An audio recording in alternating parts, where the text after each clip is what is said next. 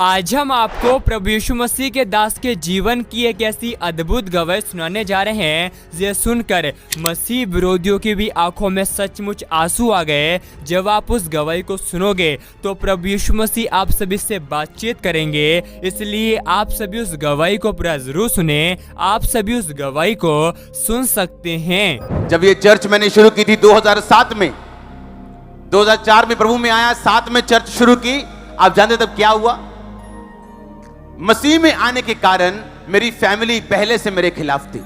दोस्त मुझे छोड़ने पड़े क्योंकि सबके साथ में शराब पीता था। मैंने छोड़ दिया मसीह में आगे कि मैं ऐसी संगति नहीं करूंगा, मैं फिर से ना फंसूं उसमें। अब फैमिली खिलाफ थी, रिश्तेदार खिलाफ थे। सिर्फ कौन थे मेरे साथ? सिर्फ चंद क्रिश्चियन लोग, वो भी मेरे खिलाफ हो गए 2007 में जब मैंने मिनिस्ट्री शुरू की। अब मैंने कहा कोई बात नहीं, मैंने सेवा करनी, कोई विरोध हो, क्रिश्चियन करे नॉन क्रिश्चियन करे, कोई भी करे, प्रभु तो मेरे साथ है ना। एक दिन मैं शाम को उठा, शाम को सो गया, मैं थोड़ा सा मैं बीमार फील कर रहा था। उठा तो मुझे बुखार था 101, और वो बुखार हटा नहीं। दवाइयां खा के, टेस्ट करा के इतना कमजोर हो गया, मेरे से कंघी नहीं कर होती थी सिर की। ब्रूसेलोसिस बीमारी होती, जानवरों से आती, वो बुखार खत्म नहीं होता।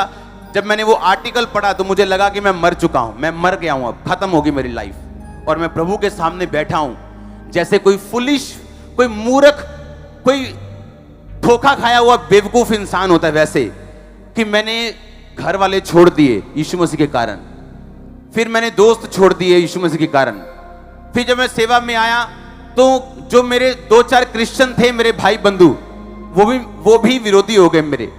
अब मैंने सोचा चलो ठीक है, कोई मेरे साथ नहीं, प्रभु तो मेरे साथ होगा। अब मैं बीमार हो गया हूं और परमेश्वर भी मेरी प्रार्थना को सुन नहीं रहा। मुझे ऐसा लग रहा था मुझे किसी ने मूर्ख बना दिया हो। मुझे ऐसा लगा जैसे किसी ने मुझे चीट कर दिया हो किसी ने, कि मेरा बना क्या, मैं मूर्ख बन गया हूं, बेवकूफ लग रहा हूं, इस टाइम फुलिश लग रहा हूं, खोता लग रहा हूं। क्या हो गया कि दुनिया छोड़ दी, लोग छोड़ दिए, अब क्रिश्चियन लोगों को छोड़ दिया, अब खुदा तो साथ था, उसने भी मुझे छोड़ दिया। इतना बीमार कर दिया मेरे को। और सेवा करके पवित्रताई में 20% बोलता था मैं, 10% नहीं, 20 से भी ज्यादा, और कोई जवाब नहीं। बाइक पे चलते रोना, डॉक्टर के पास जाके रोना, बाइक पे हेलमेट लगा के रोना। अप्रैल रोता रहा, आगे महीना मई रोता रहा। मई अप्रैल में शुरू हुआ था ये अटैक। अप्रैल, मई रोता रहा, जून रोता रहा, जुलाई रोता रहा, और जुलाई में ये चर्च स्टार्ट हो गई थी। पर इस चर्च को स्टार्ट करने से 4 महीने पहले मैं नरक से निकला हूं, लेकिन आज स्वर्ग में हूं।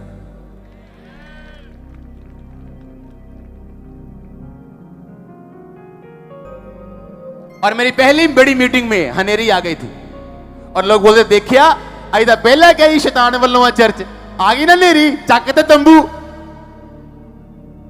मैंने कहा चिंता मत करो, सत्य प्रताड़ित किया जा सकता है, उसको हराया नहीं जा सकता, उसकी खिलाफत की जा सकती, उसको बढ़ने से रोका नहीं जा सकता। आमीन। इस चर्च को जहां बैठ के मजा लेते हो हर संडे खुदा की हीलिंग का, इसको शुरू करने से पहले जो मैं निकला हूं वो मैं जानता हूं, और सेवा करते हुए बीमार रहा हूं। और एक टाइम आया, बिना दवाई के, बिना टेस्ट के, बिना मेरी प्रेयर के वो चीज मुझे छोड़ के जा चुकी थी। मैं अपनी वाइफ को हंसता हूं, मैंने कहा सेम ग्रेस रिसीव करनी फेसबुक पे। आमीन। ये ग्रेस ले सकते हो, मुझसे बड़ी ले सकते हो, पर क्या तुम चलने के लिए तैयार हो दुखों की भट्टियों में से? मैं नहीं कहता तुम मुझसे बड़े काम कर सकते हो, और करोगे।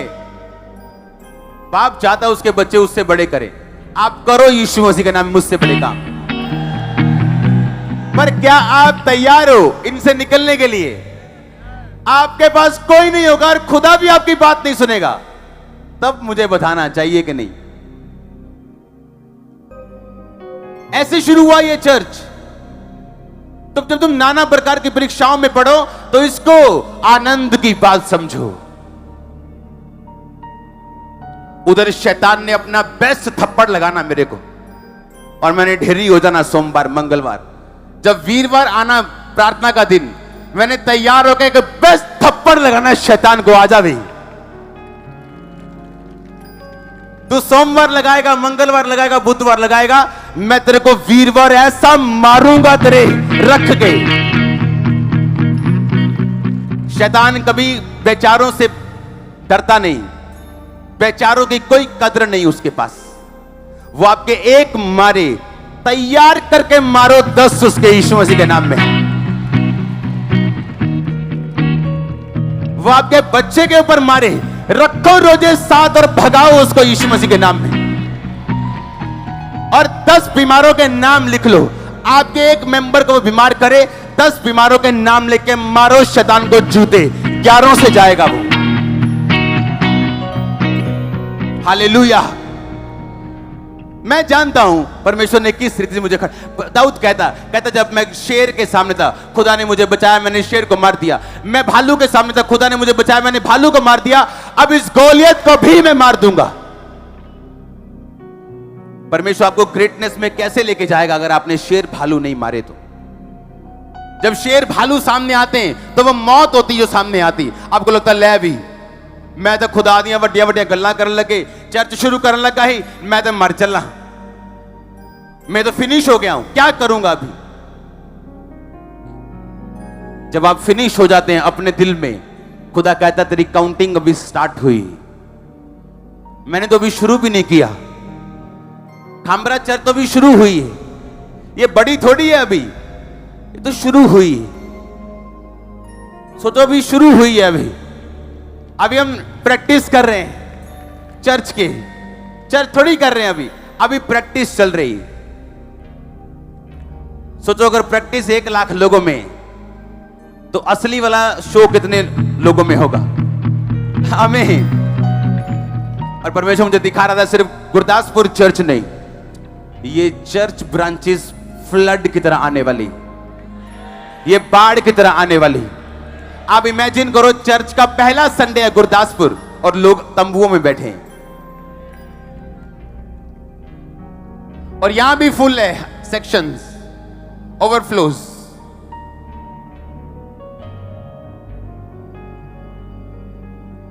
जैतून को जब पीसा जाता है तो जैतून को पसंद नहीं आता, पर जब तेल निकलता है वो उसका फाइनल आउटकम है। परमेश्वर नहीं परवाह करता किसी भी चीज की शुरुआत की, पर उसका फाइनल आउटकम क्या है, फाइनल क्या निकलता है, वो इस चीज की परवाह करता है। इसलिए वो दुखों में आपकी सुनता नहीं। कई बार आप बोले दर्द दूर कर प्रभु, वो सुनता नहीं। आप बोले दुख दूर कर, वो सुनता नहीं, क्योंकि उसे आपका लास्ट जो निकलना है उससे प्रेम है। और आप भी जब लास्ट निकलेगी आपकी ब्लेसिंग, आप परमेश्वर पे घमंड करने वाले हैं कोसों कोसों 100 टाइम। हालेलुया। अगर स्वर्ग में जाना है तो कुछ देर के लिए उस प्रॉब्लम से, उस दुखों से, दुखों की अग्नि से, उस भट्टी से निकलने के लिए भी तैयार रहो। चुनाव आपका, मेरा नहीं। मैंने अपना चुनाव किया था, और कुछ कुछ सालों बाद हम चुनाव करते हैं अपनी लाइफ में।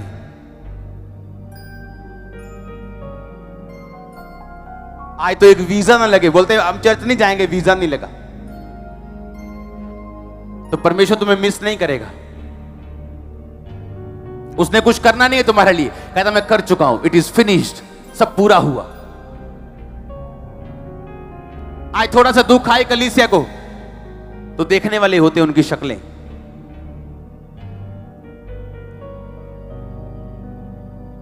जब तुम नाना प्रकार की परीक्षाओं में पढ़ो तो कहता है इसको पूरे आनंद की बात समझो, पूरे आनंद की। आप सभी इस वीडियो को भी छोड़ के ना जाए, आप सभी इस वीडियो को पूरा जरूर देखें। जैसा कि आपने वीडियो में देखा कैसे प्रभु यीशु मसीह के दास के जीवन की अद्भुत गवाही को सुनकर मसीह विरोधियों की भी आंखों में आंसू आ गए। आप सभी को हम बताना चाहते हैं, परमेश्वर का वचन कहता है, धन्य हो तुम जब मनुष्य मेरे कारण तुम्हें निंदा करे, तुम्हें सताए, तब आनंदित और मगन होना, क्योंकि स्वर्ग में तुम्हारे लिए बड़ा प्रतिफल है। आप सभी को हम बताना चाहते हैं, आज बहुत सारे मसीह विरोधी हैं जो कि प्रभु यीशु मसीह को बदनाम करने के लिए यीशु मसीह पर बहुत सारे झूठे आरोप लगाते हैं और कहते हैं तुम्हारा प्रभु यीशु मसीह खुद को तो नहीं बचा पाया, हमको क्या बचा पाएगा। ऐसे बहुत सारे झूठे आरोप मसीह विरोधी ईसाई लोगों पर लगाते हैं। लेकिन परमेश्वर का वचन कहता है अंत के समय में ऐसा होगा कि हर एक घुटना प्रभु यीशु मसीह के सामने झुकेगा और हर एक जीभ अंगीकार करेगी कि हमारा यीशु मसीह प्रभु है। इसलिए आप सभी को हम बताना चाहते हैं, परमेश्वर का वचन ये कहता है कि तुम अपने बैरियों से प्रेम करो और सताने वालों के लिए प्रार्थना करो। इसलिए आप सभी अपने सताने वालों के लिए प्रार्थना करें। और परमेश्वर का वचन कहता है विश्वास करने वाले के लिए सब कुछ हो सकता है। और परमेश्वर का वचन कहता है जो कुछ तुम प्रार्थना में विश्वास से मांगोगे वह सभी तुमको मिल जाएगा। जब आप मसीह विरोधियों के लिए प्रार्थना करोगे तो मसीह विरोधी भी यीशु मसीह को अपना उद्धारकर्ता स्वीकार कर लेंगे।